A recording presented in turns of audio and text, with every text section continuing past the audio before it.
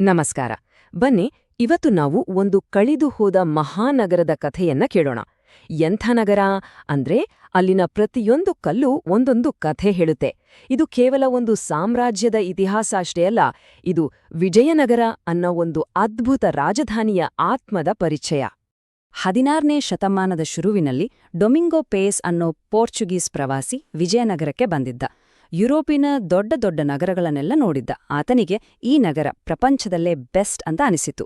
ಇದು ಸುಮ್ನೆ ಹೊಗಳಿಕೆಯ ಮಾತಾಗಿರ್ಲಿಲ್ಲ, ಅದು ಅಕ್ಷರಶಃ ಸತ್ಯವಾಗಿತ್ತು. ಇವತ್ತು ನಾವು ಆ ಜಾಗಕ್ಕೆ ಹೋದ್ರೆ ನಮ್ಗೆ ಕಾಣೋದು ಹಂಪಿಯ ಅವಶೇಷಗಳು. ಆದ್ರೆ ಅದನ್ನ ಕೇವಲ ಕಲ್ಲುಗಳ ರಾಶಿ ಅಂತ ಅನ್ಕೋಬಾರ್ದು. ಅಲ್ಲಿರೋ ಪ್ರತಿಯೊಂದು ಕಲ್ಲು ಕೂಡ ಒಂದು ಕಾಲದಲ್ಲಿ ವೈಭವದಿಂದ ಮೆರೆದ ಜೀವಂತವಾಗಿದ್ದ ಒಂದು ಮಹಾನ್ ನಾಗರಿಕತೆಯ ಕಥೆಯನ್ನ ಪಿಸುಗುಟ್ಟುತ್ತೆ. ಆ ಕಥೆಯನ್ನ ಕೇಳೋಕೆ ನಾವು ಕಿವಿಗೊಡೋಣ ಬನ್ನಿ. ಸುಮ್ನೆ ಒಂದ್ಸಲ ಯೋಚನೆ ಮಾಡಿ ನೋಡಿ, ಆ ಕಾಲದಲ್ಲಿ ಈ ನಗರ ಎಷ್ಟು ದೊಡ್ಡದಿತ್ತು ಅಂತ. ಸುಮಾರು 5 ಲಕ್ಷ ಜನ, ಅಂದ್ರೆ ಆ ಕಾಲದ ಪ್ಯಾರಿಸ್ ಅಥವಾ ರೋಮ್ ನಗರಗಳಿಗಿಂತನೂ ದೊಡ್ಡದು. ಇದು ಸುಮ್ನೆ ದಕ್ಷಿಣ ಭಾರತದ ಒಂದು ಪವರ್ ಹೌಸ್ ಆಗಿರ್ಲಿಲ್ಲ, ಬದಲಿಗೆ ಇಡೀ ಪ್ರಪಂಚದ ಮಟ್ಟದಲ್ಲಿ ಒಂದು ದೊಡ್ಡ ಹೆಸರು ಮಾಡಿತ್ತು. ವಿಜಯನಗರದ ಕಥೆ ಶುರುವಾಗೋದೇ 1336ರಲ್ಲಿ ಹರಿಹರ ಮತ್ತು ಬುಕ್ಕರಾಯ ಅನ್ನೋ ಇಬ್ಬರು ಸಹೋದರರಿಂದ. ಮುಂದಿನ 200 ವರ್ಷಗಳಲ್ಲಿ ಇದು ದಕ್ಷಿಣ ಭಾರತದ ರಾಜಕೀಯ, ಆರ್ಥಿಕ ಮತ್ತು ಸಾಂಸ್ಕೃತಿಕ ಕೇಂದ್ರವಾಗಿ ಯಾರಿಂದಲೂ ಸೋಲಿಸಲಾಗದ ಶಕ್ತಿಯಾಗಿ ಬೆಳೆದು ನಿಂತಿತು. ಅದರಲ್ಲೂ ಕೃಷ್ಣದೇವರಾಯನ ಕಾಲವಂತೂ ನಿಜವಾದ ಸುವರ್ಣಯುಗ. ಆದ್ರೆ 1565ರ ತಾಳಿಕೋಟೆ ಯುದ್ಧ, ಆ ಒಂದೇ ಒಂದು ಸೋಲು ಈ ಇಡೀ ವೈಭವದ ಪತನಕ್ಕೆ ಕಾರಣವಾಗ್ಬಿಟ್ಟು. ಹಾಗಾದ್ರೆ ಒಂದೇ ಒಂದು ಯುದ್ಧದಲ್ಲಿ ಮಣ್ಣು ಪಾಲಾದ ಈ ನಗರದ ಕಲ್ಲುಗಳು ನಮ್ಗಿವತ್ತು ಏನು ಹೇಳಬಹುದು? ಆ ಕಾಲದ ಜನರ ಜೀವನ ಹೇಗಿತ್ತು, ಅವರ ಆಡಳಿತ, ಅವರ ಆಲೋಚನೆಗಳು, ಇವುಗಳ ಬಗ್ಗೆ ಯಾವ ರಹಸ್ಯಗಳನ್ನ ಬಿಚ್ಚಿಡಬಹುದು? ಬನ್ನಿ, ಇದನ್ನೇ ನಾವು ಇವತ್ತು ಶೋಧಿಸೋಣ. ಈ ಅವಶೇಷಗಳಲ್ಲಿ ಅಡಗಿರೋ ಪಾಠಗಳನ್ನ ಹುಡ್ಕೋಣ. ಈ ನಗರವನ್ನ ಸರಿಯಾಗಿ ಅರ್ಥ ಮಾಡ್ಕೋಬೇಕಂದ್ರೆ ನಾವು ನಮ್ಮ ಪಯಣವನ್ನ ಅದರ ಹೊರಗಡೆಯಿಂದ, ಅಂದ್ರೆ ಅದರ ಬೃಹತ್ ಕೋಟೆಗಳಿಂದಾನೇ ಶುರು ಮಾಡಬೇಕು. ಯಾಕಂದ್ರೆ ಇವು ಕೇವಲ ರಕ್ಷಣೆಗೋಸ್ಕರ ಕಟ್ಟಿದ ಗೋಡೆಗಳಾಗಿರಲಿಲ್ಲ, ಇವೇ ವಿಜಯನಗರದ ಬೆಳವಣಿಗೆ ಹಿಂದಿನ ಅಸಲಿ ಇಂಜಿನ್ ಆಗಿದ್ವು. ಇಲ್ಲಿ ಒಂದು ತುಂಬಾನೇ ಇಂಟ್ರೆಸ್ಟಿಂಗ್ ಕಾನ್ಸೆಪ್ಟ್ ಇದೆ. ಅದೇನಂದ್ರೆ ಸೇನಾಧಾರಿತ ನಗರೀಕರಣ. ಇದ್ರ ಅರ್ಥ ಏನ್ ಗೊತ್ತಾ? ವಿಜಯನಗರವನ್ನ ಮೊದಲು ವ್ಯಾಪಾರಕ್ಕೋಸ್ಕರ ಕಟ್ಟಿದ್ದಲ್ಲ, ಬದಲಿಗೆ ಉತ್ತರದ ಡೆಕ್ಕನ್ ಸುಲ್ತಾನರಿಂದ ಬರ್ತಿದ್ದ ನಿರಂತರ ದಾಳಿಯನ್ನ ಎದುರಿಸೋಕೆ ಸೇಫ್ಟಿಯನ್ನೇ ಮೊದಲ ಆದ್ಯತೆಯಾಗಿಟ್ಕೊಂಡು ಈ ಇಡೀ ಮಹಾನಗರವನ್ನೇ ಡಿಸೈನ್ ಮಾಡಲಾಯಿತು. ಹಾಗಾದ್ರೆ ಈ ಪ್ಲಾನ್ ಹೇಗೆ ಸಕ್ಸಸ್ ಆಯ್ತು? ಅದರ ಸೀಕ್ರೆಟ್ ಇಲ್ಲೇ ಇದೆ ನೋಡಿ. ಭದ್ರತೆ ಅನ್ನೋದು ಹೇಗೆ ಒಂದಕ್ಕೊಂದು ಕೊಂಡಿಯಿರುವ ಒಂದು ಚಕ್ರದನ್ನೇ ಸೃಷ್ಟಿ ಮಾಡಿತು ಅನ್ನೋದನ್ನ ಗಮನಿಸಿ. ಮೊದಲು ಬೃಹತ್ ಕೋಟೆಗಳು ಜನರಿಗೆ ಸೇಫ್ಟಿ ಗ್ಯಾರಂಟಿ ಕೊಡ್ತು. ಸರಿ, ಸುರಕ್ಷಿತವಾಗಿದೆ ಅಂದ್ಮೇಲೆ ಏನಾಗುತ್ತೆ? ವ್ಯಾಪಾರಿಗಳು, ಕುಶಲಕರ್ಮಿಗಳು ಎಲ್ಲರೂ ಇಲ್ಲಿಗೆ ಬರೋಕೆ ಶುರು ಮಾಡಿದ್ರು. ಜನ ಸೇರಿದ ಹಾಗೆ ವಸ್ತುಗಳಿಗೆ ಡಿಮ್ಯಾಂಡ್ ಜಾಸ್ತಿ ಆಯ್ತು, ಮನೆಗಳಿಗೆ ಬೇಡಿಕೆ ಬಂತು. ಇದ್ರಿಂದ ನಗರ ಇನ್ನೂ ದೊಡ್ಡದಾಗಿ ಬೆಳೆಯಿತು. ಈ ಬೆಳವಣಿಗೆಯಿಂದ ಏನಾಯ್ತು? ಸಾಮ್ರಾಜ್ಯದ ಸೈನ್ಯ, ಅದರ ಆರ್ಥಿಕ ಶಕ್ತಿ ಎರಡೂ ಮತ್ತಷ್ಟು ಸ್ಟ್ರಾಂಗ್ ಆಯ್ತು.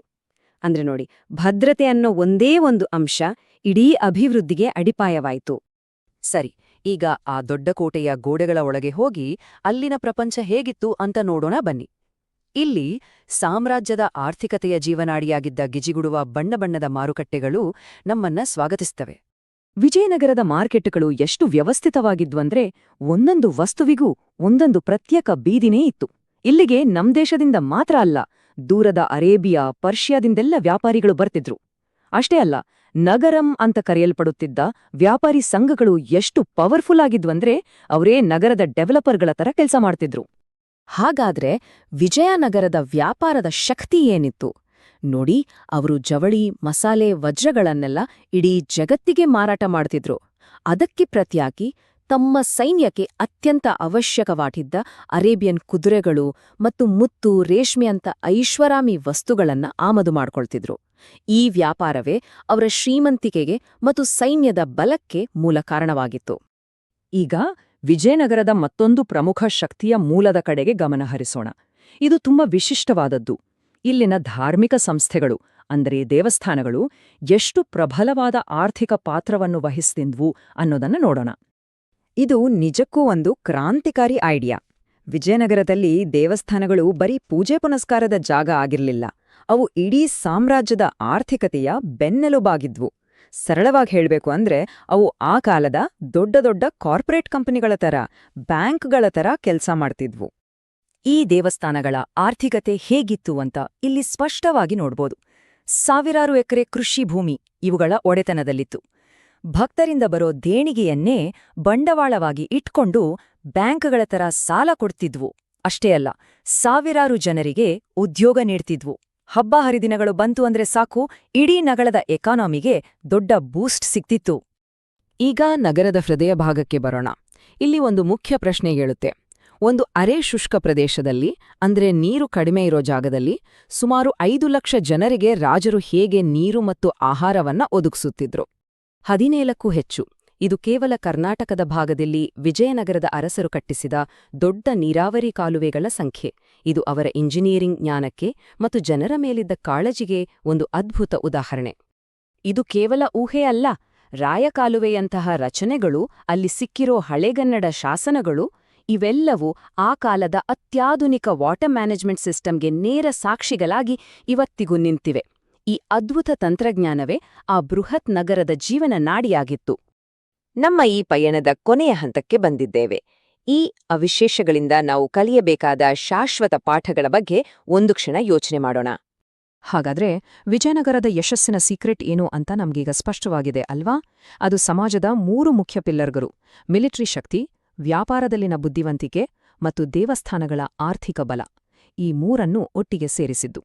ಈ 3 ಶಕ್ತಿಗಳು ಒಂದಕ್ಕೊಂದು ಬೆಂಬಲವಾಗಿ ಕೆಲಸ ಮಾಡಿದಾಗ ಒಂದು ಅಸಾಧಾರಣ, ಸಮೃದ್ಧ ಮತ್ತು ಯಾವುದೇ ಸವಾಲನ್ನ ಎದುರಿಸಬಲ್ಲ ನಗರ ಮಾದರಿ ಸೃಷ್ಟಿಯಾಗಿತ್ತು. ಹಾಗಾದ್ರೆ ಕೊನೆಯದಾಗಿ ಒಂದು ಪ್ರಶ್ನೆ ನಮ್ಮೆಲ್ಲರ ಮನಸ್ಸಲ್ಲಿ ಉಳಿಯುತ್ತೆ. ಸುಮಾರು 600 ವರ್ಷಗಳ ಹಿಂದೆ ಕಟ್ಟಿದ ಈ ನಗರದ ಮಾಡೆಲ್ ಇವತ್ತು ನಾವು ಕಟ್ಟುತ್ತಿರುವ ಸ್ಮಾರ್ಟ್ ಸಿಟಿಗಳಿಗೆ ಏನಾದ್ರೂ ಪಾಠ ಹೇಳ್ಕೊಡಬಹುದಾ? ಈ ಇತಿಹಾಸದ ಹಾಳೆಗಳಲ್ಲಿ ಬಹುಶಃ ಇಂದಿನ ಸಮಸ್ಯೆಗಳಿಗೆ ಉತ್ತರ ಅಡಗಿರಬಹುದೇನೋ ಅಲ್ವಾ? ಇದ್ರ ಬಗ್ಗೆ ಯೋಚನೆ ಮಾಡೋಣ.